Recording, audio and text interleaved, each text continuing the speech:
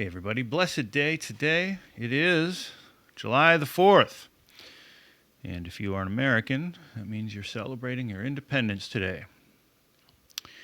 Now, this cannot be understated as how important it is for what this country was birthed on and all the trials and tribulations it's gone through as a collective whole and where we are today. And where we are today kind of leads into this topic that I wanted to spend a few moments on briefly.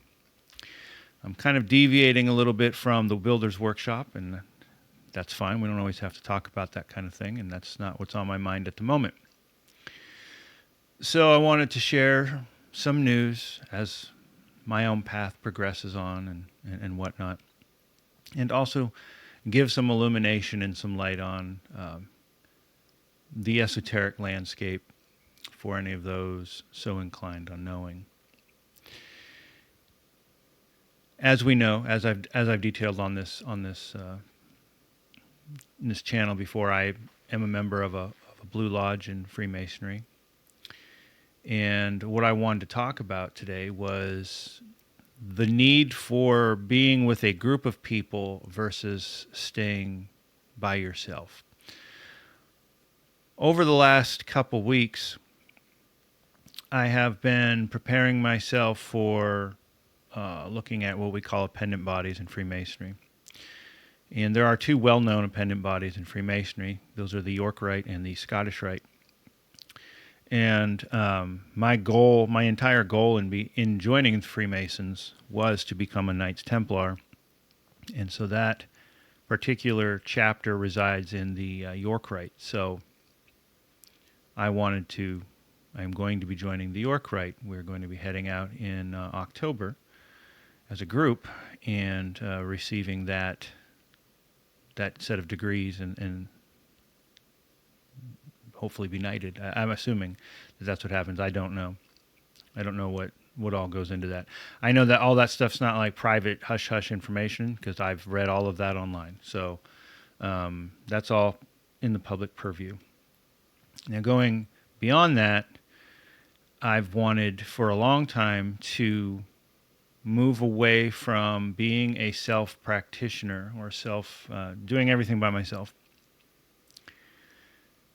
So I've been an esoteric student since I was 15 years old, and I'm moving in on 50. So it's been a number of years since I've been studying, and so I'm what you would call book learned, but everything I've done has been based off of books or the past 10 years, what you can find on YouTube or listen to lectures and that kind of thing. And the internet is a double-sided sword. The blade cuts both ways. On the good, it offers us a chance to be exposed to some material that we would not have had prior to the internet. And I started, there was no internet, so we didn't have any access to any of this information. You just had to luck into someone who knew it and had something for you. The bad news, of course, is that it's the internet and social media is what it is. And also there's a lot of misinformation out there, or a lot of people who claim to be gurus who are really, they're not gurus. It's more of they like that power that comes with people thinking they're gurus, or in groups, the power of being in those positions or seats of prestige. And I think all men can fall prey to that. I know when I came into the lodge myself, I clearly stated I am not interested in running a lodge, but I will do so if asked. If it's asked of me, I will do. I am trying to practice more servant leadership, which was a problem for me for a number of reasons that we don't need to get into. We don't need to get into a psychological dossier, but I wanted to work on that. And as fate would, or whatever would have, I do spend some time in those officer chairs learning those roles, but I was asked. So I'm fine to do that. I always like to preface all of my videos with, I'm not a guru. And I do that intentionally because I don't want you all who may not know better to think that I have all the answers and if you just follow my way, everything will work out. And, that's not who I am or what I want to be. I am a practicing student of the esoteric mysteries for the better part of 35 years, or closing in on 35 years. I have read a whole lot of books. I have written a whole lot of papers. However, I am a student like anyone else. And I say that because being extremely book learned on the topic is great to a point. The thing is, with these books that are out, there's a lot of misinformation in these books. There's a lot of obfuscation, intentional obfuscation. And there's a lot of purposely withheld information. So being well read, there's something to be said for that. It's important, but in my opinion, gets you about 50% of the way there. 35 years of reading and having a giant library have gotten me about 50% of where I feel I should be. Because there is a lot of contradictions, there's information that's not, I don't think you'll ever find in a book, because it's purposely hidden. A lot of the older esoteric authors from the late 18th or 19th century and 20th century will tell you this much. They'll be like, we don't tell you everything because we're gatekeeping. For good or bad, we are gatekeeping. And we want to ensure that the people who know this stuff will use it correctly.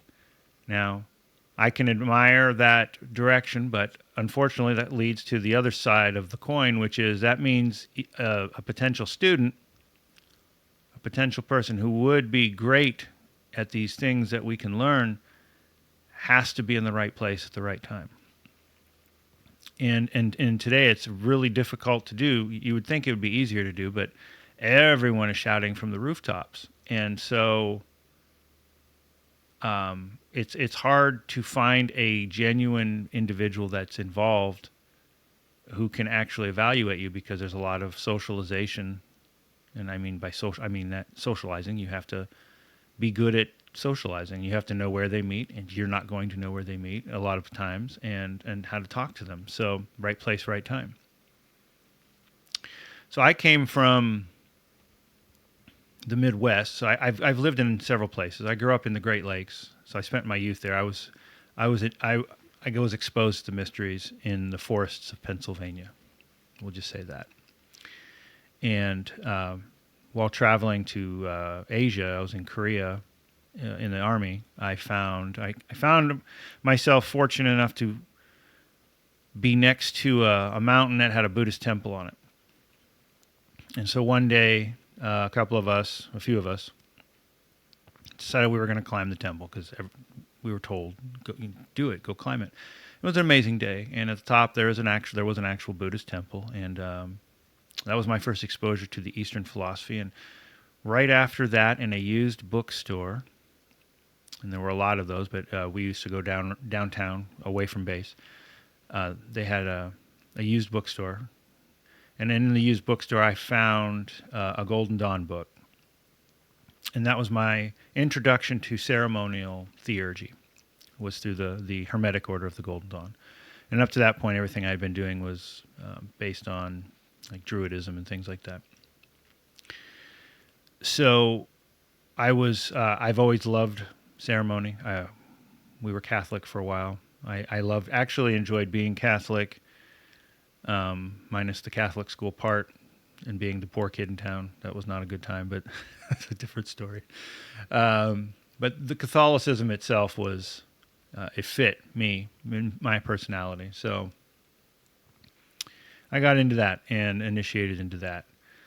And from Korea, I then moved to Kentucky in Louisville, Fort Knox and then Louisville, and spent 25 years there raising a family.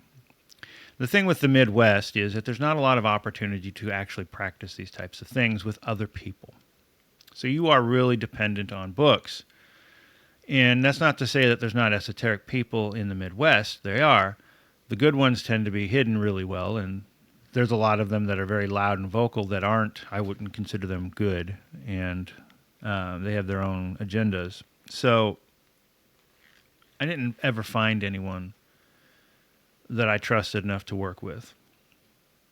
And even the Masonic lodges there, I attempted to join Masonry twice, and both times I was given faulty information. And I look at all that as just saying you weren't ready, or you didn't finish the trials that were set before you. You had to go through the things that you were about to go through years later before you were ready to join the lodge and to be able to be exposed to these other things. So you may be a self-practitioner. You may be in that same boat. There's no one around you. And I sympathize. With work and dedication, I believe you can get somewhere. But now this video is going solo versus joining a lodge. What have I gained from being around other men and other people like me for the first time in my life, later in life, much later in life? I can't understate it enough, the profound difference, and the difference in both myself and the energy around the group of men. When you are in a lodge, or you're in a research group or whatever, of people who have similar interests as you. Now, my lodge, we have a number of individuals whom I connect very well with. Out in the South, I have brothers who can't connect with anyone because the culture in the South versus in the West is very different. And the things you can talk about in Masonry out in the South, I have heard anyhow, can get you some stern looks. Now, that doesn't mean that out West you can talk about whatever you want either, because we do get some looks too. But I guess there's just more of us, and so we're able to discuss these things. Freemasonry's roots and in the mystery schools and the Rosicrucians and all of those things. And again, the difference from me having to do all this by myself, where you feel like you're on an island all alone, versus being around people who share that with you. I can't understate that enough, how important that is. And it was a year ago yesterday that I knocked on my lodge for the first time. And I was scared. I'm an introvert in the first place. I don't really socialize well with people. I do at work because I have to. I know how to be professional. But in my private life, I know I do a YouTube channel. So you say, well, you obviously can't be that private. But I am. I enjoy my privacy. And again, the point of this whole YouTube channel has evolved from being a place for me to document exquisite pain and the rebuilding process, because I saw an opportunity to watch that later, and it has turned into more of a spiritual, esoteric journey that I wanted to share with more people, because I think as it ties into this lodge versus solo, the world we live in is a dark place, and it's consumed by materialism. It's consumed by things that ultimately don't matter. We can't take these things with us when we die. And I know we all have different views of the afterlife and what happens. Many people today think there's nothing. I don't believe that. In my experiences, I have not experienced that. I do believe that there are things going on that we can't see. There's more to life that our senses can pick up. And quantum physics is proving that there are other dimensions that overlap ours. The mystery schools have been saying that the entire time. And I think when the Common Era started about 2,000 years ago, we were ultimately plunged into very dark darkness. Very dark darkness. And there have been some moments of light, such as the Renaissance period, and I would say the late 19th century to the early to mid 20th century were beacons. But I think today we're in a darker place than we've been in a while. And so the point of doing all these videos for me is to share my path and what I have found, so that maybe someone else can find use from that who's in the same boat. So I know what it is to be solo and feel like you're just by yourself in the darkness. And the furthest thing could be the truth, right? There are many people like you. It's just finding them is hard. So knocking on the door a year ago, I was scared. From an anxiety point of view, I'm an introvert. I'm walking into this whole lodge of men. I don't know any of them. And I did it. And it was one of the best decisions of my life. And now I have some really good friendships and brotherhood and connections that I never would have had. And I never would have had those connections had I not been destroyed the way I was. Had those necessary evils not happened to me, I never would have, I would not be here today. And I would much rather be here where I am today than where I was before I was destroyed by what happened in my personal life.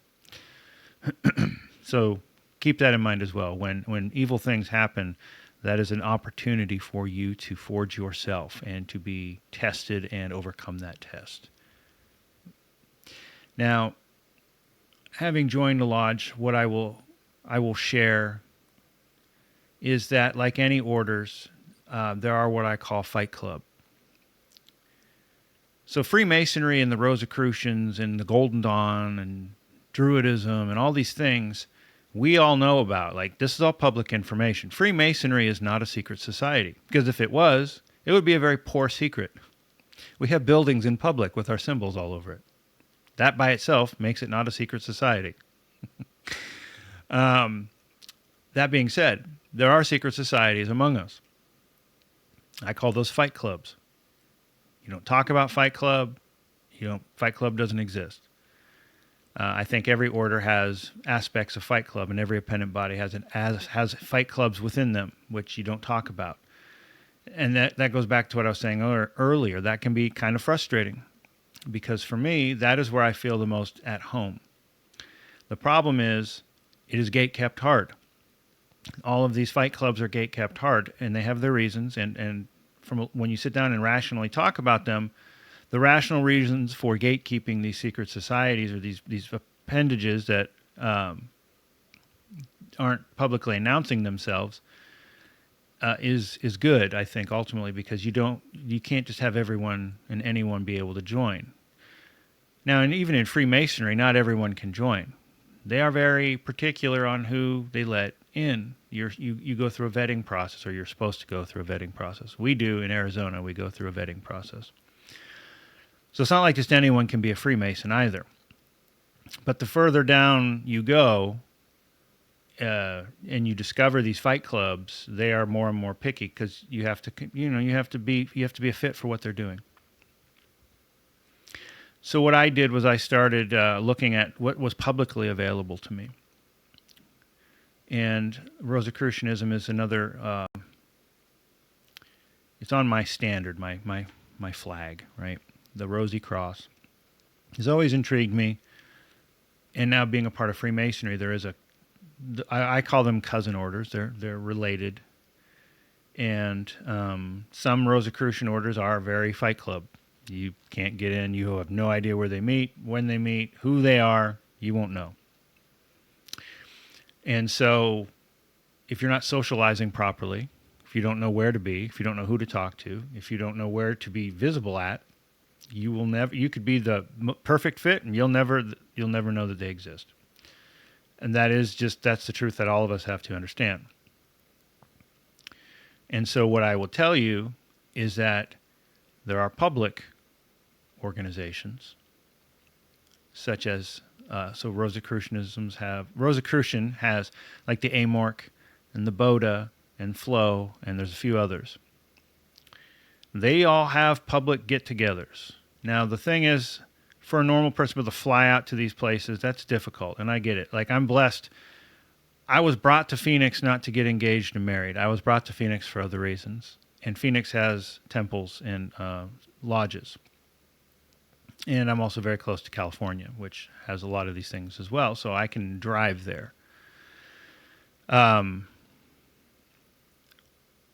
So all that being said, but there are public groups that you can join that you can begin working in. And everything in Freemasonry, everything in the Rosicrucian order that I see so far, everything in the esoteric schools all boils down to one thing. you will get out of those things what you put into them. If you think you're just going to show up and have a bunch of knowledge dumped on you and you haven't contributed anything, that's probably not going to happen. It's just like if you show up to a Freemasonic lodge and you expect to have all of this wisdom dumped onto you and you don't do anything else, that's just not going to happen. You're not going to receive what it is you think you're going to receive. You have to put in work, and that work comes in many forms to get the most out of it. You are a part of a collective, a brotherhood, a sisterhood, some of the organizations are both. As an active member, if you're looking for that, you have to have something that you are contributing to the body. So look for those. And if you're interested in these things, do what you can do to get out to those public meetings. Meet people in person, if you can. So I know with the Masonic bodies, they have these meetings. They have these group meetings for their appendant bodies once a year, twice a year. Try to go out to those. The Grand College of Rites, if you're in Freemasonry and you're interested in ritual, this is not a secret. They have a website. Go to it. If you're a Master Mason, apply to it. They have a get-together once a year. Go hang out. Go to their meeting. Go to their thing. Meet the brothers in person. Talk to them. Have fellowship with them. Have meals with them. That is how you build a strong network. And you're not doing it to get stuff out of people. And if that's what's in your mind, that will ultimately collapse on you. People will figure that out right away. You are there to contribute. You are there to, if you're into the rituals, you're there to research rituals. We have a research group here that has just started. It's a group. It's not a lodge. But one of the things we do is we study older ritual. I'm writing rituals. There's people that I know that write them. Those are things that interest us. So we are contributing in that way. With the Rosicrucians, they go into so many different, deeper aspects of things. I consider the Rosicrucian order to be more practical in their degrees, and you have to take exams to move through. So it's a little bit more challenging, and I love that. And I love watching newer people who have never been exposed to some of the things that I've read for years be exposed to it for the first time and watch that light go on. That excites me. Last week we had basically it's a lecture by Brother Timothy Hogan, who I read a lot of his work. I follow a lot of what he does, and it was an amazing night. It was a night full of basically many esoteric Freemasons were present that night, and the energy was it was phenomenal, and the lecture was phenomenal, and I'm hoping to go to Egypt with that group in February, because that is one of my dreams. And as a Templar, or soon to be Templar, I have a very strong calling to that. But you don't just get to do those things. You have to put yourself out there. You have to network with these people. You have to forge actual bonds, relationship bonds with them.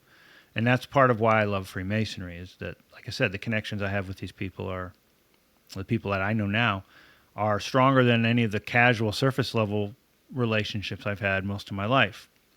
You can't find that in very many other places. The only other places that I have found similar connections are on athletic teams going through challenges and serving in the military. The brothers you find there, I'm still friends with to this day, over 30 years later.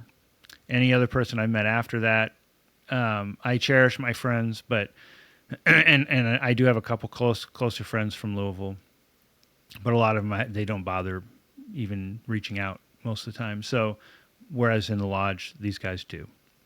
And I the same. I reach out all the time to people who I haven't heard from now, because I know how important that is. But we're deviating a little bit from the subject. Well, maybe not. We're talking about the importance of lodge. Anyhow, so on our path, Golden Dawn, I'm rerunning through that again. I'm going to start over I've done it once. Well, I did the first two. I didn't do them properly. I was a young 21-year-old doing it by myself. I promise I wasn't doing it right. And probably not for the right reasons. Whereas now, the whole point of what I'm doing is to get closer to God, the grand artificer, whatever name you want to give to it. That is my goal.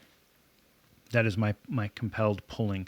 And in this darkness today, to be, to contribute to light, and not in like the hippie way, but maybe it is partly the hippie way, but it's more to contribute that so that others can see what else is out there. There's a lot more to life than chasing money and status and all that stuff. So I joined the builders of the Adityaim, the Boda branch of Rosicrucianism, which focuses on Kabbalah and Tarot. And that's I'm very excited about that. I'm very excited about getting into those lessons. And I'm excited about re-going through Golden Dawn, getting into those lessons. We're trying to get some people together to go through with us, to kind of study with us, because it's fun to do it as a group. But there's different ways you can involve yourself, and I would say that being with others is vastly more powerful than doing everything on your own. I will close with one of the most common things I hear. Why should I join these appendant bodies? Why should I join these groups when I can learn everything that they have to teach through books? And this kind of ties into what I said earlier. That is true to an extent. You can learn quite a bit from books, but books do not hold the entire answer. Books, I think, get us 50% of the way there. Again, because you're looking at people essentially copying an author who copied an author who copied an author.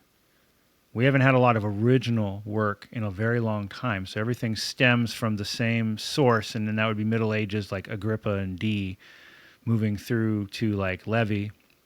And then what the Golden Dawn did, I would consider to be the last really quote-unquote original work, but even they weren't original. They were taking Freemasonic rites from like the rites of Memphis Misram from 1881 and forming that into what they did, and they added their own things to it, of course.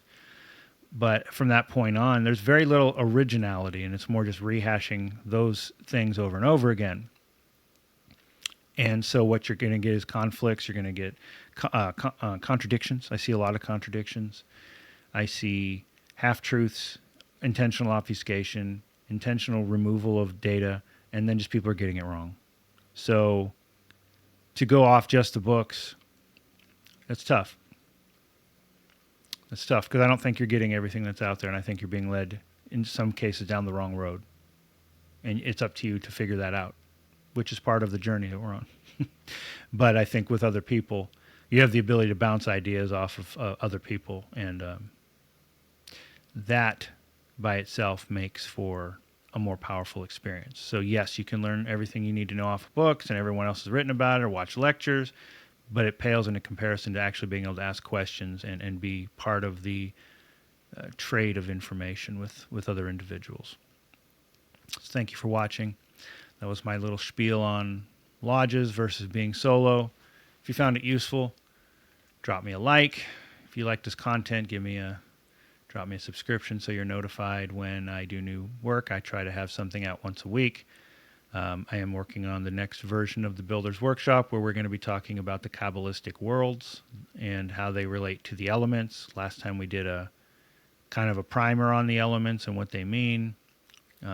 Next video, we're actually going to talk about the 4 worlds of the Kabbalah and what that means to you. So thank you for watching.